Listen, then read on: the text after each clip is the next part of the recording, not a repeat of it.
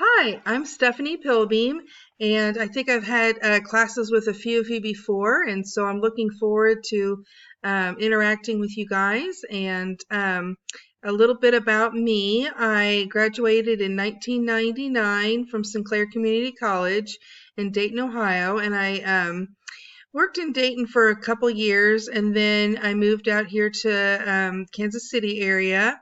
And in 2010, I started my bachelor's program at Kettering College of Medical Arts. That's in Kettering, Ohio as well, but that was online, and graduated in 2012.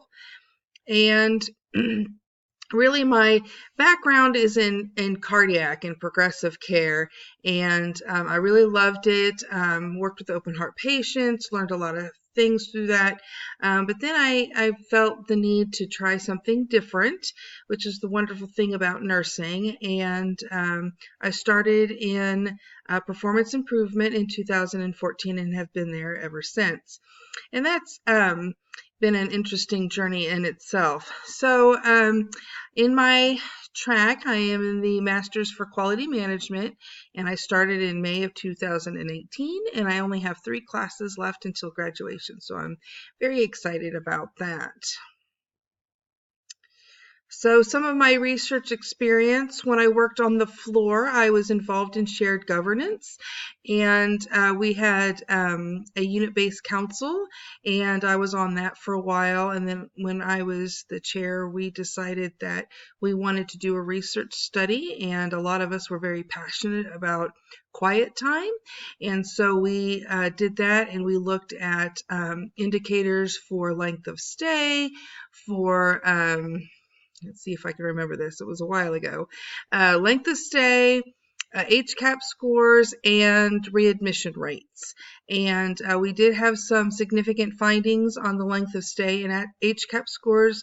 There was a small amount of improvement for readmission rates, but really it was a really great experience, and we were able to go to a local magnet conference and present a poster with the findings there. So that was a very exciting, rewarding experience. And then when I moved into the quality department, I was asked to participate in a study for the oncology subcommittee for their Commission on Cancer accreditation.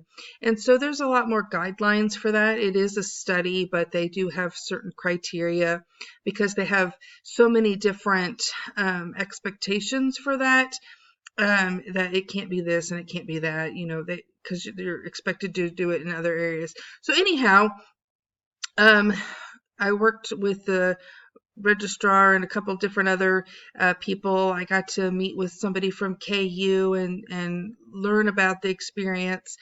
And really what we did is we found a lot of different articles for that, and just explored what kind of some of the concerns were.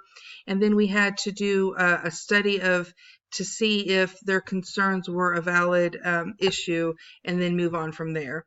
It was very, very interesting. We collected a lot of data. We did a couple things with like nutrition and nausea, things like that for the cancer patients, but it was a good experience as well.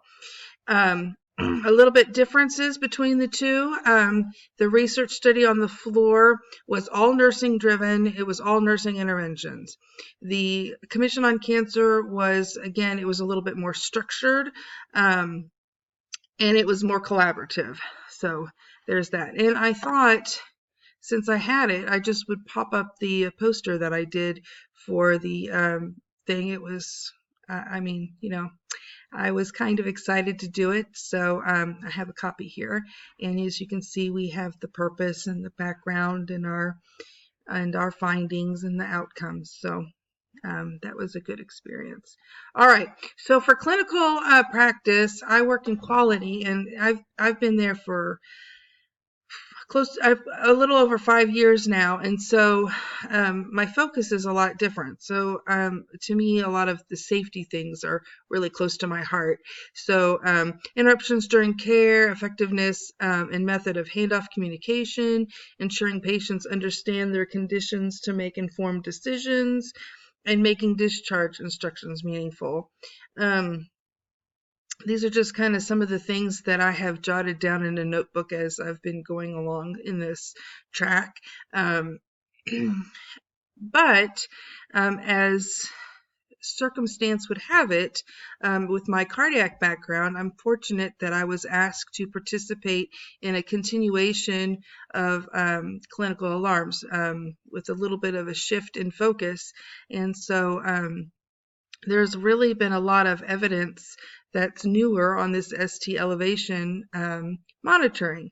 So just a little background, ST elevation is a significant indicator for a cardiac event.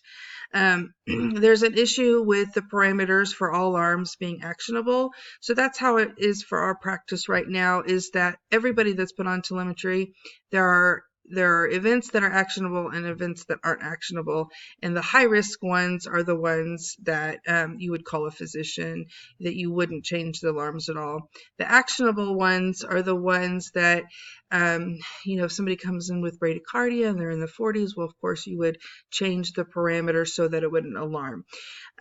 So what the evidence is showing is that really maybe the patients that are on telemetry, maybe they all shouldn't be treated the same. Maybe the patients that are at risk for a cardiac event, those are the ones that we should not really change the parameters so much, so that we can really target and focus and see if we are able to recognize an ischemic event more quickly and not drowned out by all the other noise, and then maybe reduce the patients that come in for maybe a GI issue and they want them on telemetry because they're concerned about their electrolytes, something like that. And then we could maybe monitor those.